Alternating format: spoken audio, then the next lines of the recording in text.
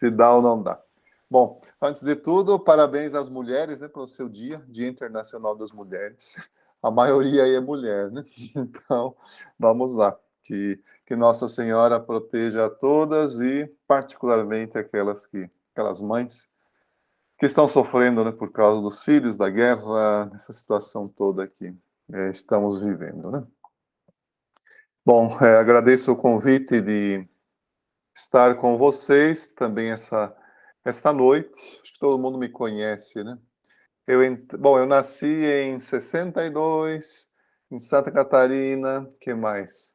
Entrei na ordem em 83, fui ordenado em 1991.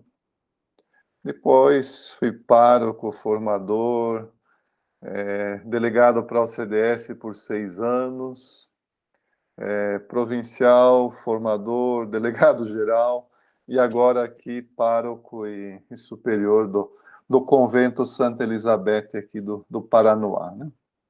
Mais algo que, digamos, estamos tentando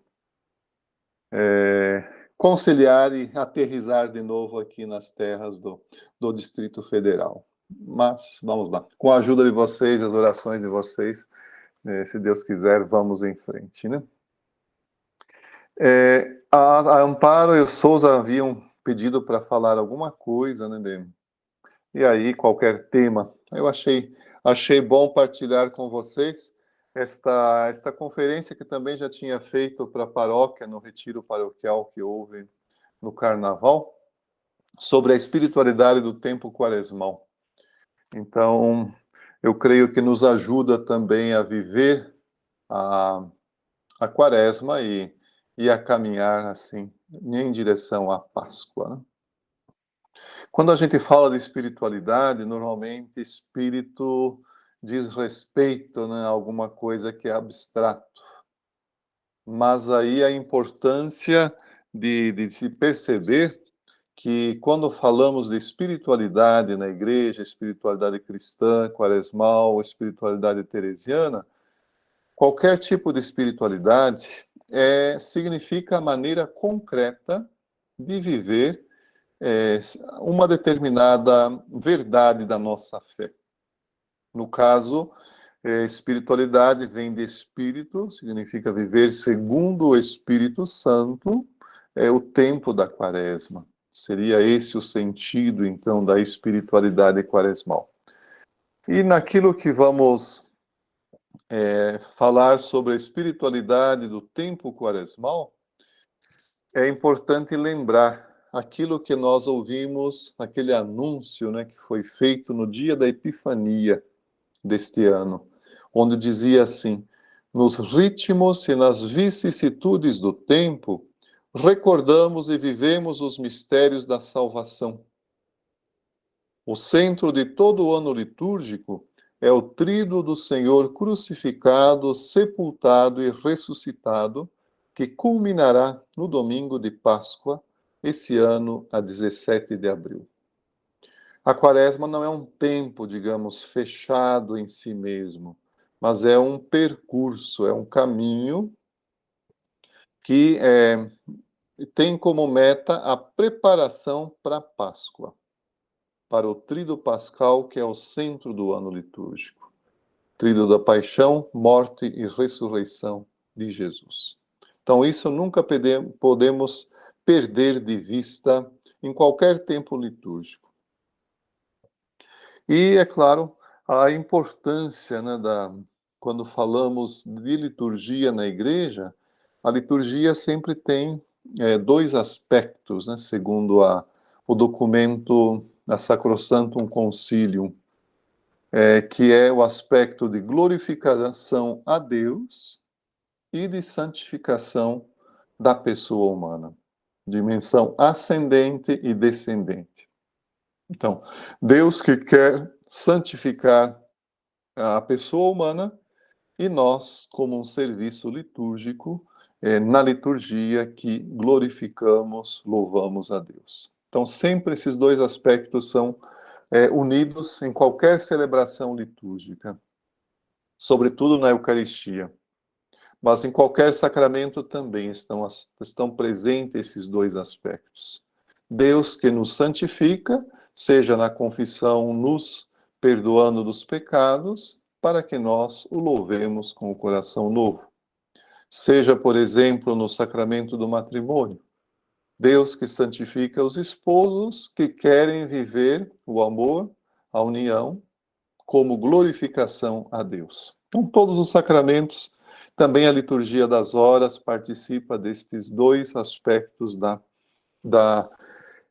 do fim, né, do sentido teológico da liturgia, que está lá nos números 5 até o número 11 da Sacrosanctum Concilium. E creio que na formação vocês devem estudar isso, ou quando se estuda também a introdução geral à liturgia das horas, tem presente isso, né? Então, isso é para nos situar dentro da espiritualidade do tempo litúrgico da Quaresma. E a Quaresma para a Igreja tem o objetivo também de aprofundar a graça divina do batismo. Esse é um dos sentidos da Quaresma, buscar a purificação do coração com o maior empenho na vida de oração. Também a praticar alguma penitência, buscar fazer com que os nossos pecados, imperfeições, as nossas coisas que não condizem com a palavra de Deus, com a vontade de Deus, com a própria vocação, então que a gente preste mais atenção a isso e lute, né, contra o pecado em nós ou mesmo ao nosso redor.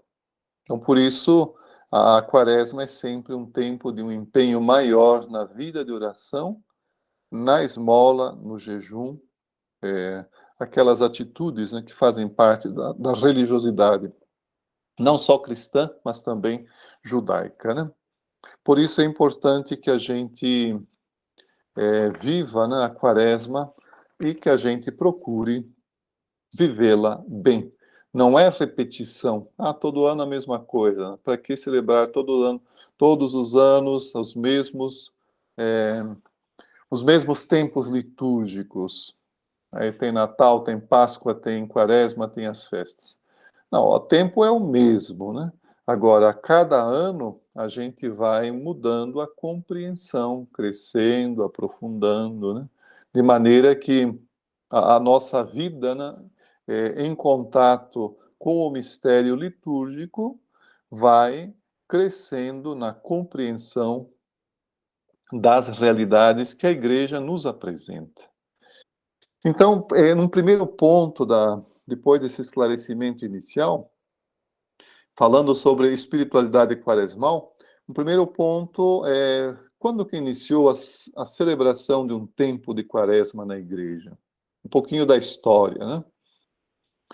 Então, já na história da igreja antiga, antes do século IV, já se falava de um período de preparação para a Páscoa, que lá já naquele tempo, esse período comportava a prática do jejum e uma maior dedicação à oração. Então, jejum e oração, mais intensos nesse tempo de preparação para a Páscoa. Isso antes do século IV. A partir do século IV, vai se afirmando uma estrutura da quaresma de 40 dias. De fato, quaresma vem de 40, quarentena, né? Está tão em moda agora a quarentena. Antes era 14 dias, agora está 5, 6, não sei mais, né? Mas quarentena quer dizer 40 dias, né? E a partir também do simbolismo bíblico do número 40. Os 40 dias do dilúvio, lá no livro do Gênesis, 40 dias que Moisés ficou no Monte Sinai, 40 dias que o profeta Elias peregrinou para o Monte Horebe, depois os 40 dias de Jesus de jejum no deserto, como ouvimos domingo passado, né, no Evangelho. Então o número 40 vai afirmando também um tempo quaresmal feito de 40 dias. Na verdade, são 46, né? Porque descontam os domingos do tempo da quaresma. Daí ficam só os dias feriais, né? Como dias de penitência e de jejum, para cumprir um pouco esse simbolismo bíblico, né? E esse tempo da quaresma, de preparação para a Páscoa, ele aparece, o sentido dele aparece no prefácio número 2 da Quaresma, que a gente reza na missa de vez em quando, né? São 5 prefácios de Quaresma. Prefácio é aquela parte da missa, antes do santo, que dá o sentido da festa do dia, né? Então, no prefácio número 2 da Quaresma, diz: para renovar na santidade o coração dos vossos filhos e filhas, instituístes este tempo de graça e salvação. Então, a quaresma é um tempo de graça e de salvação, e que tem como objetivo renovar na santidade o coração dos filhos e filhas de Deus. Um outro fator que colaborou para a instituição do tempo quaresmal foi a disciplina penitencial da Igreja Antiga.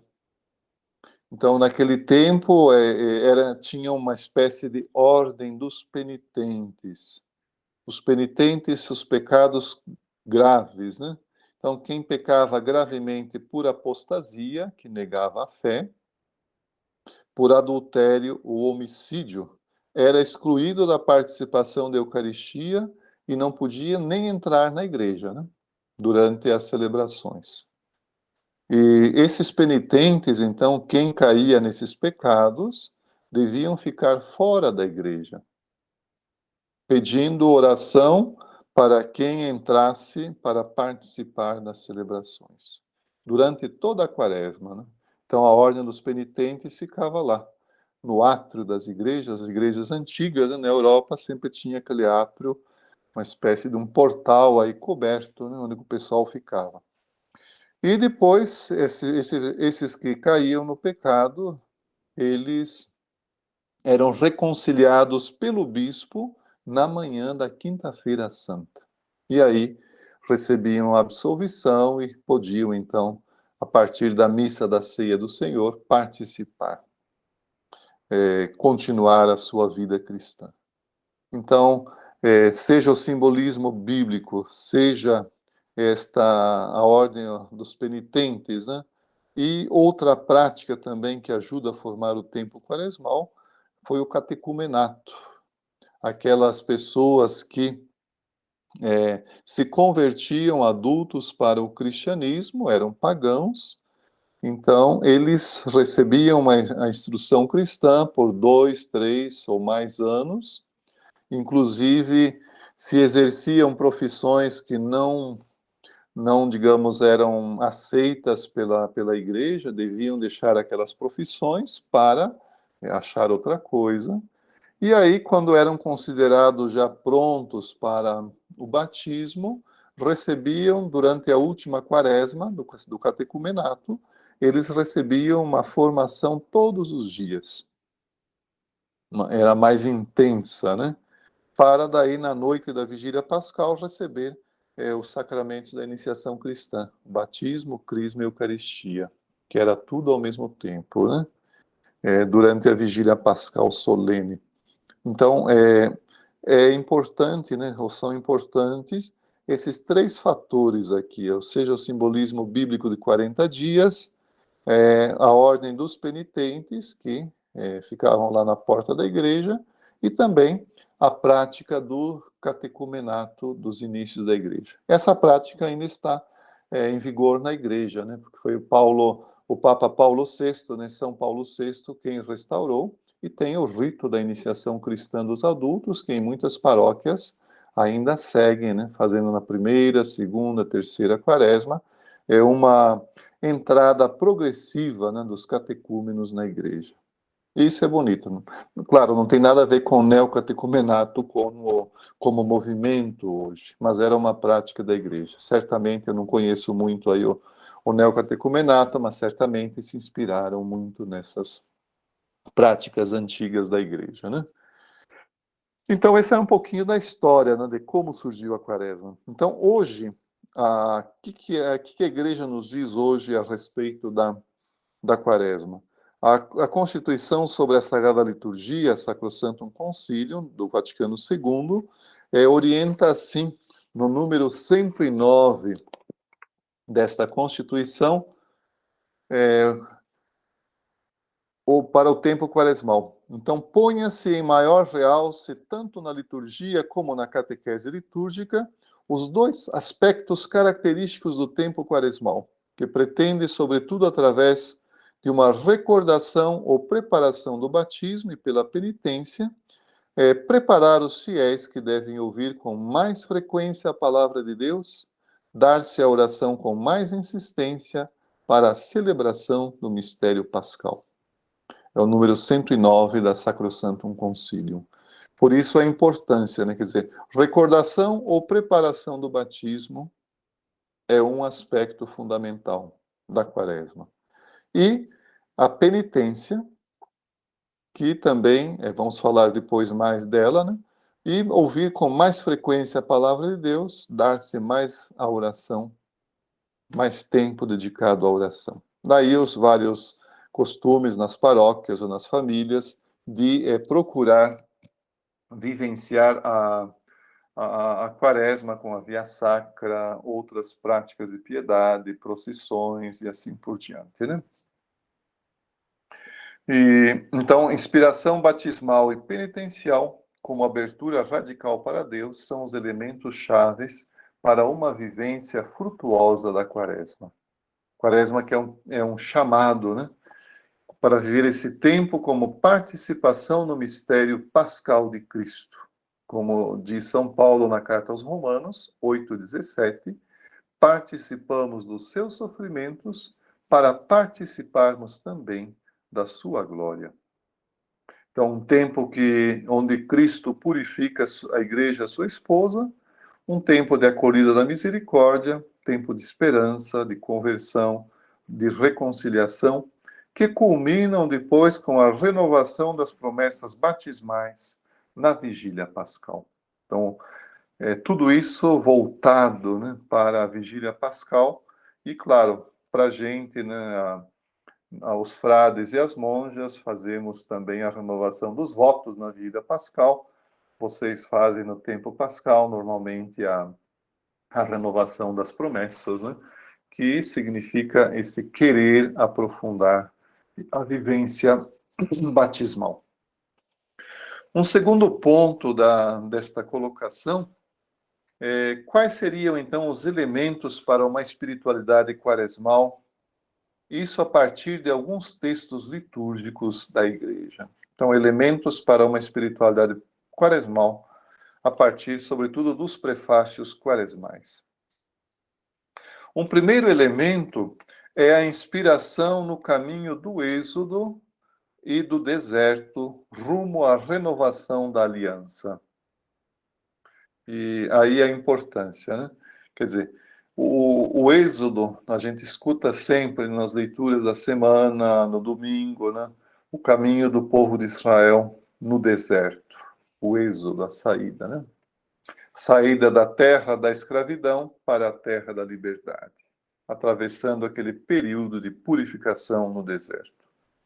E aí a importância, né, de que aquilo que vivendo nesse tempo quaresmal, enquanto êxodo e caminhada no deserto rumo à renovação da aliança, quer dizer, a gente procura também, através da abstinência, através do jejum, através de outras práticas, nos centrar aquilo que é essencial, deixar de lado tudo aquilo que é supérfluo, né? Tudo aquilo que é acessório, para centrar no único que é essencial em Deus, né? Então, por isso, a peregrinação é uma imagem muito importante na vida do cristão. Basta a gente lembrar, na Europa tem tantos caminhos, né? Caminho de Santiago de Compostela, a Via Francígena, né? Que da França vinha para Roma, ou tantos da Europa que iam a pé para Jerusalém. Então, Isso faz parte da tradição, da história da igreja, esses caminhos de peregrinação. Porque é uma imagem que diz bem da espiritualidade quaresmal, que nos recorda que estamos em peregrinação para a Páscoa definitiva, né? Então, de Páscoa, cada ano a gente celebra a Páscoa, de Páscoa em Páscoa em Páscoa, nós um dia chegaremos à Páscoa da vida eterna, né? Então, a Páscoa tem essa dimensão de abertura da vida eterna em Jesus, já, e em Nossa Senhora, é claro, mas nós também, já na esperança, também procuramos vivenciar esse aspecto da peregrinação. Então, por isso que a fé cristã é uma fé que é dinâmica, né? E é um sinal da existência, da existência humana. Por isso, recordo de uma homilia do Papa Francisco que ele dizia, né, que a vida cristã não é um labirinto onde você está perdido nesse labirinto procurando encontrar uma saída, né, dele. Não, a vida cristã é uma peregrinação porque ela tem uma meta clara. E essa meta é a ressurreição de Jesus, que é a nossa esperança, e a nossa ressurreição. Por isso a importância, né, desse primeiro elemento da quaresma enquanto caminho, um êxodo como saída de si, como caminhada no deserto, centrando-nos no essencial, o só Deus basta, né, da Santa Madre Teresa, isso na letra, né? E que é importante. E essa espiritualidade aparece sobretudo no prefácio número 5 da Quaresma. Ele diz assim: na verdade, é justo e necessário, é nosso dever e salvação louvar-vos, Pai Santo, rico em misericórdia, e bendizer vosso nome enquanto caminhamos para a Páscoa, seguindo as pegadas de Jesus Cristo, vosso Filho e Senhor nosso, mestre e modelo da humanidade reconciliada e pacificada no amor. Então, vós reabris para a Igreja, durante esta quaresma, a estrada do Êxodo, para que ela, aos pés da montanha sagrada, humildemente tome consciência de sua vocação de povo da aliança. E celebrando vossos louvores, escute vossa palavra e experimente os vossos prodígios.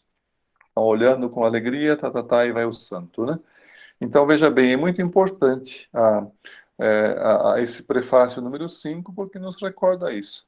Deus que abre a estrada do Êxodo para a igreja, para que aos pés da montanha sagrada tome consciência da vocação de povo da aliança. Que nós tomemos consciência, né, da aliança que foi feita com Deus no nosso batismo.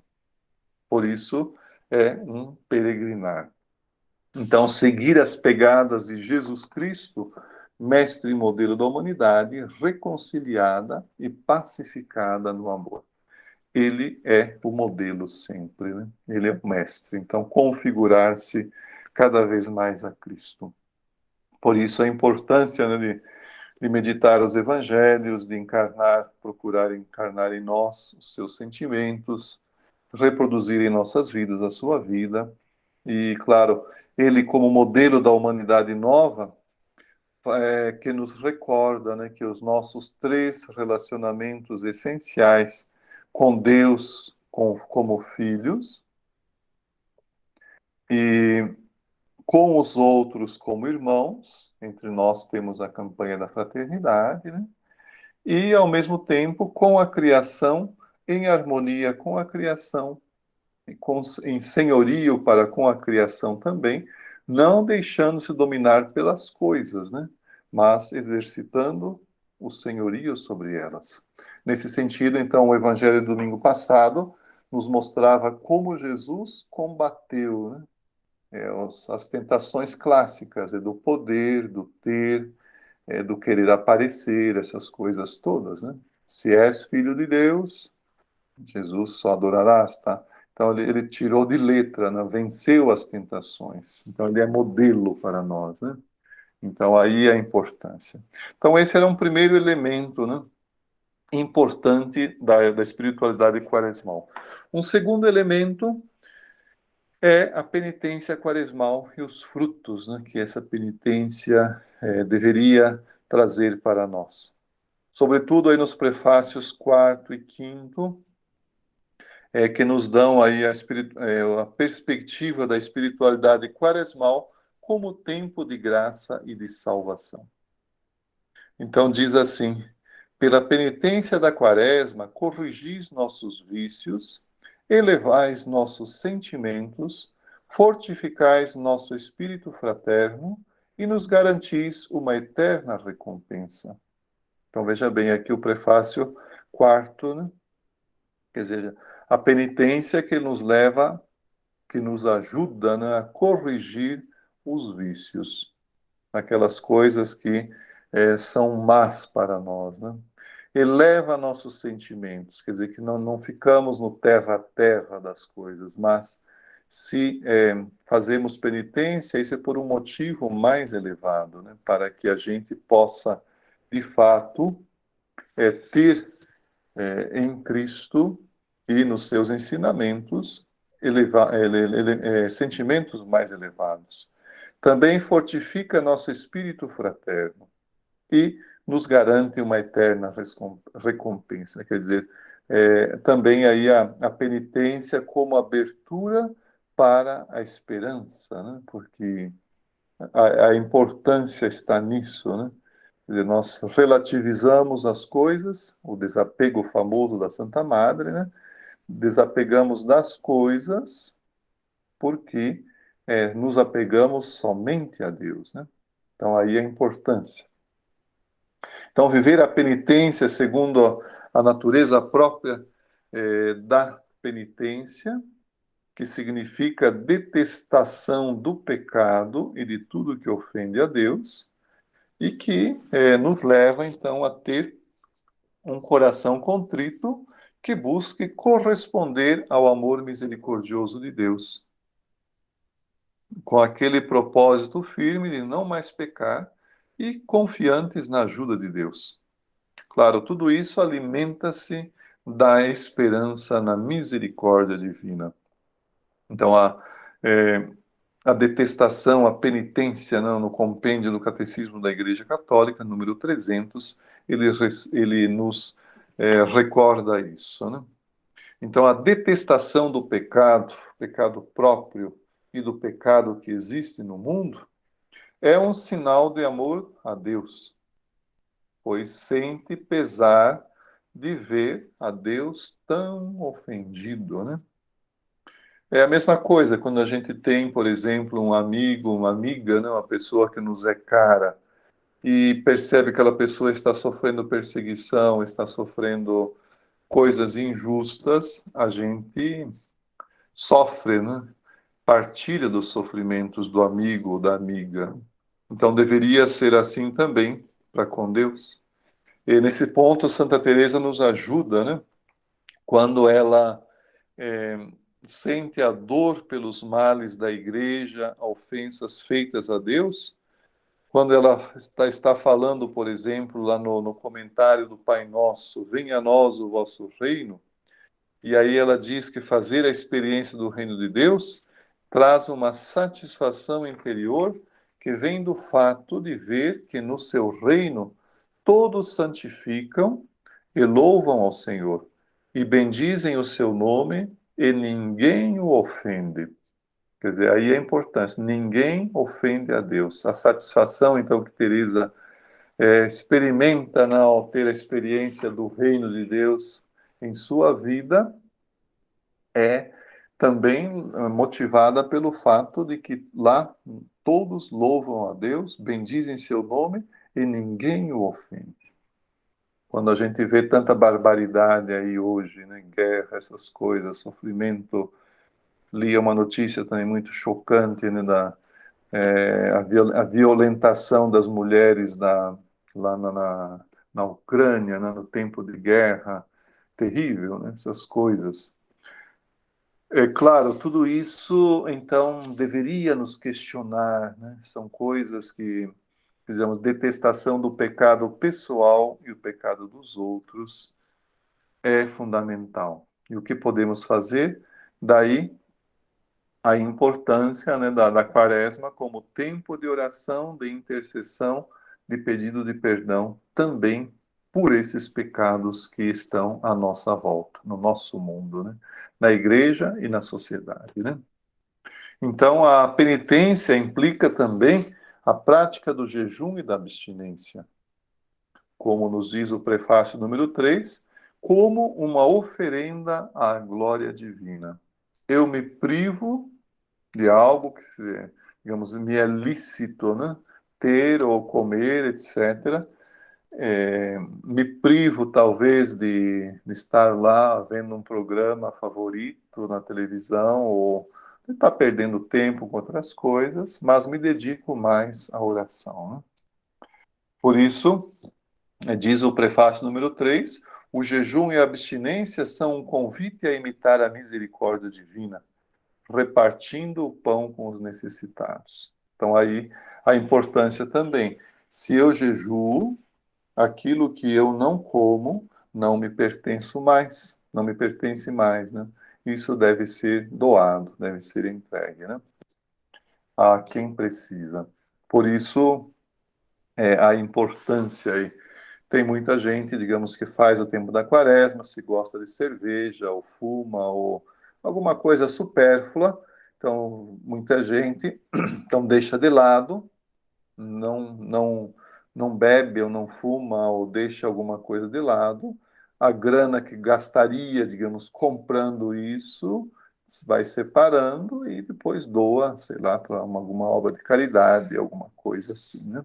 São iniciativas, são práticas importantes também, né? E toda atitude penitencial interior deve ser também manifestada em ações concretas, né? Por isso, aí os exemplos que davam, né? Não é só uma penitência, claro, parte do interior, mas me faz com que também eu viva e exercite de maneira concreta, em atos concretos, né? E depois podem ler aí com tranquilidade e meditar também o livro do profeta Isaías, o capítulo 58, versículos de 1 a 10, onde ele fala do jejum que agrada a Deus, né? Isaías 58, 1 a 10. Por isso, no contexto lá, o povo acusava Deus de não escutá-lo, mas então Deus recorda, né, através do profeta, que eles, quando proclamavam o jejum, eles, na verdade, estavam economizando a comida dos empregados, desculpa, dos empregados, e aí, digamos, estavam, na verdade, explorando, né? Proclamam jejum, mas não dá comida para os trabalhadores. Então, é errado. Então, o profeta chama atenção para isso. Por isso, a penitência quaresmal faz produzir os frutos. E que no prefácio da Quaresma número 4 diz que corrige nossos vícios, eleva nossos sentimentos, fortifica nosso espírito fraterno e nos garante uma eterna recompensa. Por isso a graça divina ela, né, que é desejável, né, que a gente peça a Deus que é a correção dos vícios e o fortalecimento da fraternidade dos próprios sentimentos, né? Um terceiro elemento da espiritualidade quaresmal que nos chama a atenção a igreja é o fazer atenção às consequências sociais do pecado. Então, na Sacrosanctum Concilium, número 110, também diz assim, que no tempo da quaresma também deve-se inculcar nos fiéis de par com as consequências sociais do pecado, a natureza própria da penitência, que é a detestação do pecado por ser ofensa de Deus. Então, a fazer atenção às consequências sociais do pecado deve lembrar que o pecado é sempre pessoal, né? A gente tem a liberdade de pecar ou não pecar. Mas às vezes vivemos num meio social tão corrompido que a pessoa cresce já nesse ambiente, digamos, pecaminoso e aí vai. um exemplo, não pensemos na corrupção no nosso meio político, o desvio de verbas de saúde e educação. Quanta gente morreu, né, porque a verba destinada à educação, à saúde, a outras causas, foram parar no bolso de alguém. Para o pecado de uma pessoa, corrupção, né, fez com que tivesse consequências sociais. Não devemos ser muito ingênuos sobre isso, não, né, porque existe, né? Por exemplo, segundo alguns dados no Brasil, de 2017, foram gastos em torno de 200 bilhões de reais em esquemas de corrupção. É muita grana que não é aplicada para o objetivo ao qual é destinada ou foi destinada, né? E assim vai. Por isso, fazer atenção às consequências sociais do pecado nos faz também rejeitar tudo e qualquer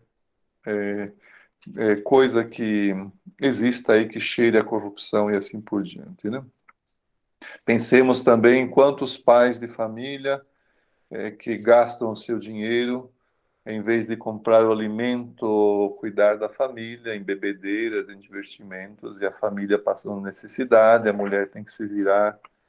Quantas pessoas também que caem no vício da droga, e aí com muitas qualidades, né, infelizmente, potencialidades que tem, mas o vício da droga limita, né, a essas pessoas que, que, que não utilizam, né, as suas qualidades e potencialidades para o crescimento da sociedade, da igreja. Quer dizer, então, ou mesmo pensemos quanto tempo perdido na internet com futilidades, quando se poderia, né, estar aí dedicando-se ao estudo, à leitura, à oração, a alguma obra de misericórdia, né? A ir visitar um doente, a fazer uma obra de caridade, enfim. Hoje é um dos grandes desafios é esse, né? Todo mundo às vezes está ali centrado, não tem mais tempo para serviços, né? Para ajudar, levar, sei lá, uma cesta básica para uma família necessitada, uma coisa, mas tá todo ali, né?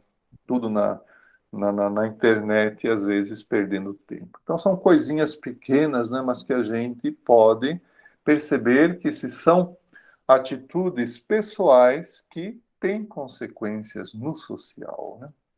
Pecado pessoal que provoca consequências. Um quarto elemento da espiritualidade quaresmal é a oração pelos pecadores. Já falei um pouquinho antes, né? Então, rezar pelos filhos pródigos que abandonaram a casa do Pai e estão, por assim dizer, esbanjando seus bens, a vida, né? Para si mesmo em prazeres egoístas, em vez de perder, né, a própria vida por causa de Cristo e do Evangelho. Então, é uma outra realidade, na oração pelos pecadores. Então, esse é um lado da oração. Mas também temos aí a necessidade de olhar para os filhos mais velhos, né, da parábola do Pai Misericordioso. Às vezes estão aí o tempo todo na igreja, mas estão endurecidos, não têm misericórdia, não têm uma sã espiritualidade. Não são incapazes de acolher os irmãos que erraram, aqueles que não fazem parte da minha panelinha, né, Isso é errado, né? Então, seja o filho mais novo que esbanja tudo, seja o filho mais velho, todos os dois são chamados a abrir-se, né, ao Pai misericordioso, né, que é quem acolhe, né? Então, também podemos nos perguntar se na oração pelos pecadores eu estou me identificando com um ou com outro dos filhos, ou se estou também aberto, né, a rezar pelos pecadores. Depois, um quinto elemento é a penitência externa e social. Aí a importância, né, de uma penitência que não seja só interior, porque a Sacrosantum Concílio número 110 diz: a penitência quaresmal deve ser também externa e social, não só interna e individual. Então, a quaresma requer mudança de atitudes exteriores, nas quais a penitência auxilia. Então, já recordo a afirmação do prefácio número 3 da quaresma, que diz, né, a penitência corrige os vícios, eleva o sentimento e fortifica o espírito fraterno, quebra o nosso orgulho, né? Por isso, o cobrir-se, né, de cinza, de saco, né, que aparece constantemente na Bíblia, no Antigo Testamento, era um sinal de humilhação, de penitência. E que está aí no rito, né, da quarta-feira de cinzas, como com esse sentido, né, de humildade também, né? Por isso, perdoar quem nos ofendeu, fazer as pazes com algum membro da família com quem tenho diferenças, buscar mudar também alguma das minhas atitudes exteriores que não ajudam na convivência familiar ou na comunidade, ou reparar, né, algum dano, né, causado, né, por minha descuido, sei lá, por alguma coisa que possa ter feito. Então, são gestos, digamos, exteriores, concretos, né, que me fazem sair de si mesmo, né, para ir em direção ao outro, para não cair no intimismo, né, naquele egoísmo autossuficiente e fechado, né, satisfeito consigo mesmo. Então, essa observação da Sacrosantum Concílio número 10, a penitência quaresmal deve ser também externa e social, ela implica ou ela me leva sempre a fazer alguma atitude ou tomar atitudes ou corrigir atitudes que não condizem para vivenciar a quaresma de maneira correta, né? E depois, um sexto elemento, as penitências alimentam a esperança. Isso, sobretudo, aparece no prefácio número 2, que já recordava, né? Então, lá diz: libertando-nos do egoísmo e das outras paixões desordenadas, superamos o apego às coisas da terra. Quer dizer, aí há o desapego da Santa Madre, né? E aquilo que fala São Paulo na 1 Coríntios 7, 29 e 31. O tempo abreviou-se. Os que têm mulher vivam como se não tivessem mulher. Os que choram como se não chorassem. Os que fazem compras como se não estivessem adquirindo. Os que tiram proveito do mundo como se não aproveitassem. Pois a figura deste mundo passa, né? Tudo passa, só Deus permanece, né, da Santa Madre. Então, é o desapegar-se de todo o criado, né, a promessa de pobreza, né?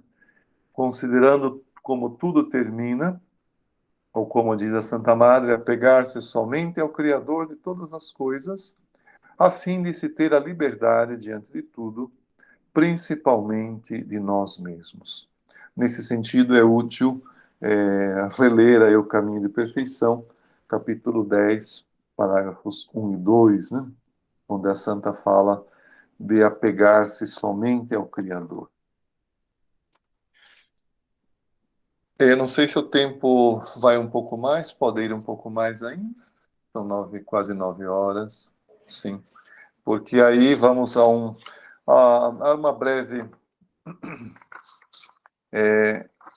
uma breve colocação, porque, como nós sabemos, o ano litúrgico, ele possui 3 ciclos, né? O ciclo A, B e C. Nesse ano, nós estamos com o Evangelho de São Lucas, né, que é lido no ciclo C. Então, ele tem toda uma espiritualidade também esse ano C, porque o ano A é mais dedicado à espiritualidade batismal, que se refaz aos textos clássicos do itinerário catecumenal da origem da igreja, né? A samaritana, o cego de nascença e assim por diante, né? Mas o ano C é diferente, né? É uma outra perspectiva. Então, é uma perspectiva que quer fazer com que nós sigamos esse caminho de retorno ao Pai, um novo êxodo, para ir em direção ao Senhor, a conversão, né? e deixar-se encontrar e conduzir por ele para descobrir mais profundamente o amor misericordioso do Pai. Porque o Evangelho de São Lucas é um evangelho que coloca muito em ressalto a misericórdia de Deus. Jesus como amigo dos pobres, das mulheres, como aquele que reza, né? E aquele que faz um êxodo, a partir do capítulo 9, Jesus que faz um êxodo, vai para Jerusalém para sofrer a paixão, né? Faz um caminho, percorre um itinerário, né? Então, por isso que esse itinerário desse ano C é um convite para aprofundar cada vez mais, descobrir-se filhos amados do Pai e, consequentemente, descobrir nos outros irmãos e irmãs, companheiros de peregrinação, companheiros de caminho, né? A fraternidade. Então, é aquele ditado, né, que a gente conhece: posso caminhar sozinho, posso chegar antes, né? Mas se vou acompanhado, eu vou mais longe. Então, é essa a realidade, né? O caminho feito em comunhão, em comunidade, é um caminho que me leva a ir mais longe, né? E que é próprio, propício, né? A, a esse tempo quaresmal também. E, claro, tudo isso para nos fazer experimentar a liberdade que Jesus veio ser para nós, veio nos trazer, né? Uma liberdade para colocar-se a serviço do outro, enquanto caminhamos para a Páscoa eterna, né? A Páscoa, digamos, que vamos celebrar esse ano, dia 17 de abril, e de Páscoa em Páscoa chegaremos um dia à nossa Páscoa definitiva também, né? A meta, a esperança, né? Por isso o ciclo C é um experimentar no dia a dia este dinamismo de passar da morte para a vida através do amor aos irmãos, como nos diz a primeira carta de João, capítulo 3, 14. Então, a liturgia da palavra, por exemplo, nesse ano litúrgico C, nos faz ver etapas do caminho nas 3 leituras dominicais, né? Sempre tem aí no Antigo Testamento fazendo referência ao Êxodo. O Evangelho sempre faz referência à misericórdia de Deus, os evangelhos dos domingos, né? Dos 5 domingos do ciclo C. E as segundas leituras, né, do apóstolo faz ver também a vida nova das comunidades cristãs, nas leituras do apóstolo, né? Então, por exemplo, domingo passado, o primeiro domingo, Deuteronômio 26, era lá o creio do povo de Deus, que recordava, né? O Senhor nos fez sair do Egito, né? Por isso o rito lá de apresentar os frutos ao sacerdote no templo visava manter viva, né, a memória do evento libertador de Deus da escravidão para a terra prometida, né? E o apóstolo Paulo, na carta aos Romanos, recordava que a confiança está em Cristo. E depois Jesus, que no Evangelho, ele mostra, né, o caminho para vencer as tentações. No próximo domingo, segundo domingo, dia 13, né, vamos ouvir como primeira leitura Abraão, que sai, né, da sua terra para dar a terra prometida. Depois da carta aos Filipenses, a segunda leitura, Paulo vai recordar que somos pessoas novas, transfiguradas, e o Evangelho com a transfiguração também, Jesus que é apresentado. Tu és meu filho que amo, o amado, escutai-o, né? No terceiro domingo, 20 de março, Êxodo 3, de 1 a 15. Então, Deus que vê ao sofrimento do povo e vem para libertar e fazer o povo sair da terra da escravidão. Depois, na primeira carta aos Coríntios, como segunda leitura, o caminho de Israel no deserto. Paulo que faz alusão ao batismo, mas dizendo que a rocha que acompanhava e que deu aí água para o povo beber no deserto era Cristo, né? E depois, no Evangelho, a figueira, né? Figueira que o patrão quer derrubar, mas aí vai o vinhateiro ou quem cuida diz, deixa mais um ano, vamos adubar, vamos, quem sabe, ela dê frutos, quer dizer. Então, a quaresma como tempo, né, de espera, de paciência de Deus, esperando que a figueira, nós, né, demos frutos aí ainda esse ano. Se não, corta, né? Quer dizer, sempre esse chamado. O quarto domingo, 27 de março, do livro de Josué, a Páscoa, então, na terra prometida, já dos que chegaram na terra prometida. A segunda leitura, reconciliados com Deus em Cristo Jesus, 2 Coríntios 5.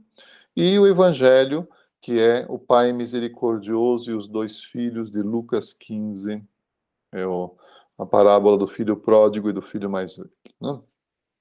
O quinto domingo, 3 de abril, faço novas todas as coisas, ao novo êxodo, né, a promessa do profeta Isaías 43. Depois, Filipenses 3, 8 a 14, o apóstolo convida a ressuscitar com Cristo. E o Evangelho, já começamos com o Evangelho de João, né, daí para frente, João 8, Jesus que é a pecadora, mas Jesus que não condena a pecadora, vai e não peques mais, né? Então é todo um percurso que, digamos, a liturgia organizada, né, sempre bem pensada, visam fazer com que a gente possa caminhar, que a gente possa seguir esse itinerário quaresmal como um tempo de peregrinação. Sempre animados e sempre tendo em vista o Cristo ressuscitado.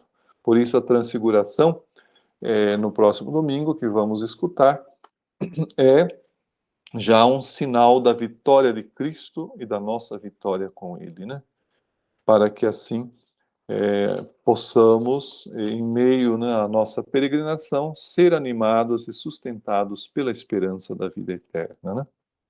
Por isso, é muito importante, né, que, olhando e vivendo a espiritualidade do tempo quaresmal, seja como itinerário batismal, tomar consciência, né, que somos filhos, que somos irmãos, que somos membros, né, desse corpo que é a igreja,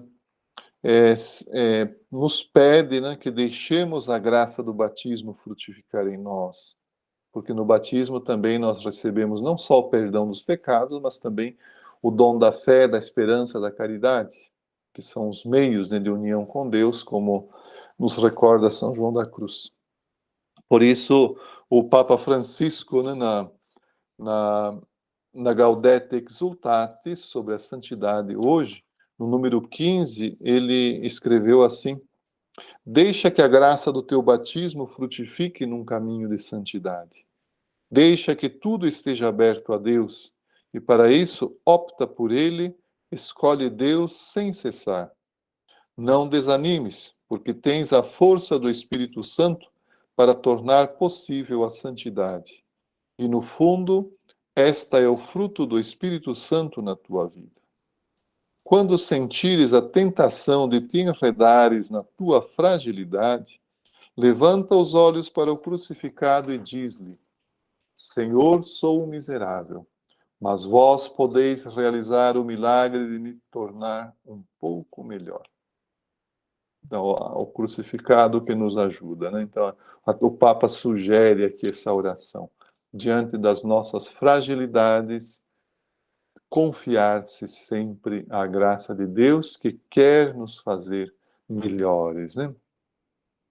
E concluo com esse texto, né, que nos ajuda, do Santo Padre João da Cruz. Terceiro livro da Subida, capítulo 27, parágrafo 5. 3 Subida, 27, 5. Então, o santo diz assim: é necessário ao cristão advertir que o valor das suas boas obras, jejuns, esmolas, penitências, etc., não se funda tanto na quantidade e qualidade, como na intensidade do amor de Deus com que as pratica. Serão mais valiosas na medida em que forem feitas com mais pureza e perfeição de amor divino e com menos preocupação de gozo, prazer, consolo ou louvor nesta vida ou na outra. Portanto, o homem não há de apoiar o coração no gosto, consolação ou sabor e demais vantagens que muitas vezes costumam trazer esses exercícios e boas obras. Deve antes recolher seu gozo só em Deus, desejando servi-lo. Então é um texto muito importante. Não nos apegar na quantidade. Eu vou fazer tantas penitências. Não. O que o santo está dizendo aí é o que Deus, o que a gente deve advertir é na intensidade do amor de Deus com que praticamos estas boas obras. Então, mais valiosas serão na medida em que forem feitas com mais pureza e perfeição de amor divino, e menos de prazer, consolo, louvor nessa vida ou na outra, né? Então, fazer por Deus mesmo. É um texto muito importante esse do santo, porque ele tira os tapetes todos, quer dizer, centra tudo naquele que é o objetivo da vida cristã, da espiritualidade também são joanista, a intensidade do amor de Deus com que pratica, né? Então, quanto mais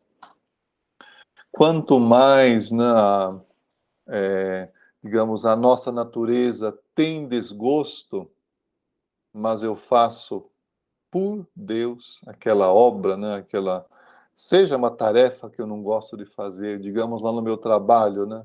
Eu não gosto de fazer isso, mas digamos que o seu chefe vai lá e pode fazer isso para mim? Lá vamos nós, né? Conta até 10, tá bom, vamos lá. E aí, claro, são coisas assim que vão contra a nossa natureza, que contradizem, né, o nosso gosto, é, que aí, digamos, por que eu estou fazendo isso? Para puxar saco do chefe? Não, né? Para bajular? Não. Não, eu vou fazer isso por amor a Deus, né? E qualquer coisa que formos fizer é isso, né? Sempre essa atitude que é fundamental, né?